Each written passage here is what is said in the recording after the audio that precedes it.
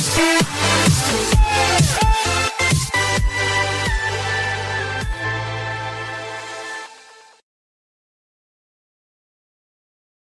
Stokes. I'm a full-time professional trader as well as a trading coach over at TradingPower.com. I also have a real estate investment company, and in today's video I want to talk about 3 things that helped me learn about how money works. And I want to do a little video on this subject because I think this is a topic that is, well, really doesn't get much attention. I know one of the major concerns that I have here in the US is that we teach English, we teach mathematics, we teach science, but we really spend no time educating our youth on how money works, how to save, how to budget, how credit cards work, how interest rates work, stuff like that.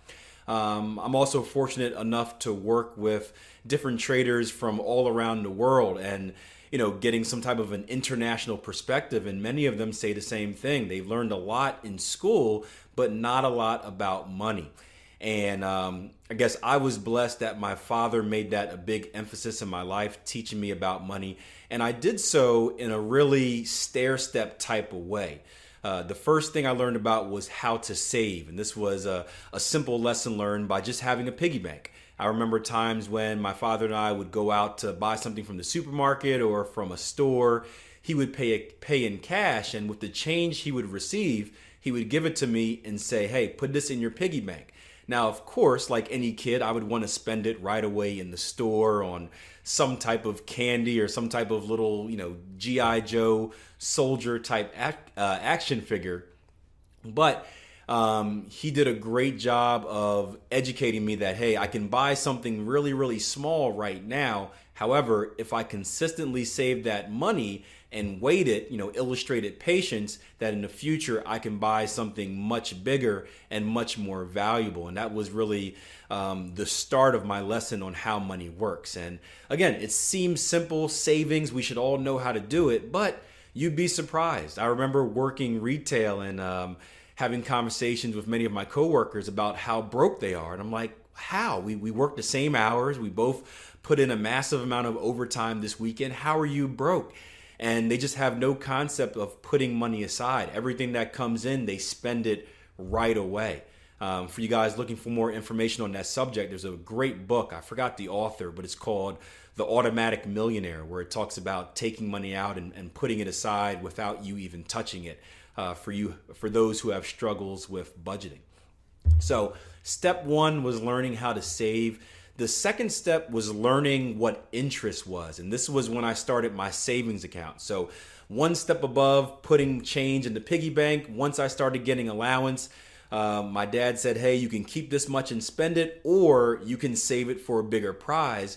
But this time, when I would put it in a bank, starting a savings account, I would actually make money while my money was in the bank. And again, this is something that we don't have right now with interest rates so low and even negative in some places. But back then, it was an eye-opening concept that, wait a minute, if I put money in a bank, if I give someone my money to hold, they'll actually give me money to do that. And that's when the ball started rolling.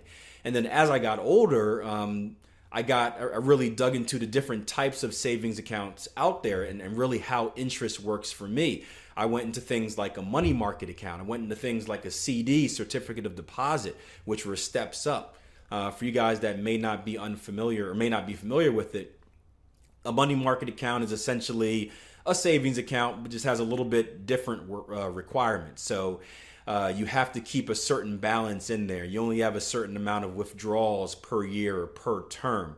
You don't get your interest unless you have an average balance of a certain amount. A certificate of deposit is even a little bit different. This is more like a loan. This is where you essentially loan the bank money. You say, I'm going to give you this much. And each CD has different terms. Some of them are 3 months. Some of them are, say, 5 years. But essentially you're saying, here's a loan. I'm going to give you this much.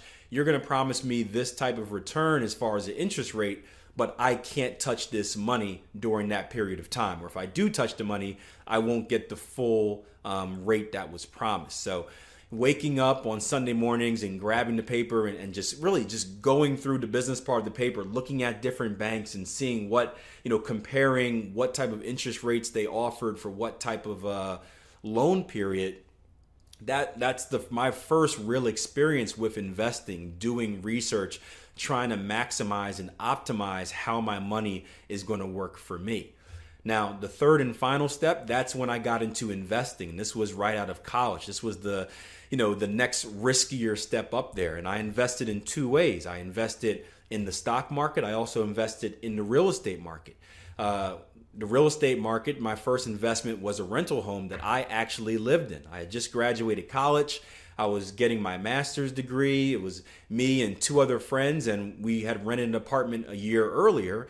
And I said, hey, why waste this money paying rent to this landlord month after month after month when I can just own my own property? The rent goes back to me. It was a duplex, so we had income coming from two different streams. I had unit one where myself and two other roommates lived, and actually the rental income from my roommates more than covered my share of the rent, so I was essentially living rent free. And then we had the other unit as well rented out, bringing in income as well. So not only was I living free, but I was making some passive income off of that property as well. And then as far as stock investing goes, well, I didn't really know much about the stock market. It's funny that this is what I specialize in now, the Forex market, and teaching those who are interested how to trade currencies and really handle their own investments. But I really had no idea what I was doing. And I remember speaking to my father, and he said, well, the first thing you want to do is buy something you know, invest in something you know. And the first stock I ever invested in was Apple. I didn't know much about them, but I was big into music. I know that they had something called the iPod, which was pretty popular.